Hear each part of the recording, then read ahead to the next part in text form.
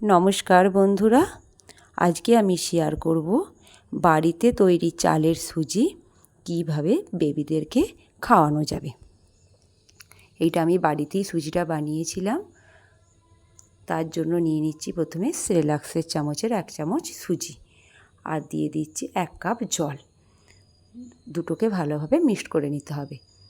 প্রথমে জল দিয়ে তারপর সুজি দেবেন না, সুজিটা দলা পেকে যাবে। এবার এটা আমি চাপিয়ে দিয়েছি আর নিয়ে নিয়েছি একটা কলার অর্ধেকটা। আর আমি সুজিটা যখন চালের গুঁড়ো করেছিলাম আমি ভালোভাবে ভেজে রেখেছিলাম, ওই জন্য আর সুজিটা ভাজার কোনো প্রয়োজন নেই। 5 মিনিটের মতো ফুললেই সুজিটা রেডি হয়ে যাবে। আপনারা যেই রকম ঘনত্ব খাওয়াবেন বেবিদেরকে সেই রকম ঘনত্বে নামাবেন। আর সুজি একটু পাতলা নামাবেন, কারণ সুজি পরে বসে যায়। দেখুন আমি কলার সঙ্গে সুজিটাকে মিক্সড করে দিয়েছি। এতে আমি দিয়ে দিচ্ছি 1 চামচ গা ঘি।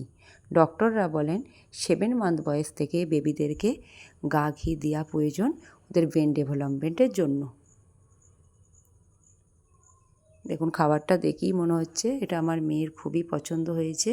আপনারাও একবার আপনাদের বেবিদেরকে দিয়ে অবশ্যই দেখবেন। যদি ভালো লাগে একটা লাইক করবেন আর চ্যানেলটা সাবস্ক্রাইব করে পাশে থাকার অনুরোধ রইল। সকলে ভালো থাকবেন, সুস্থ থাকবেন।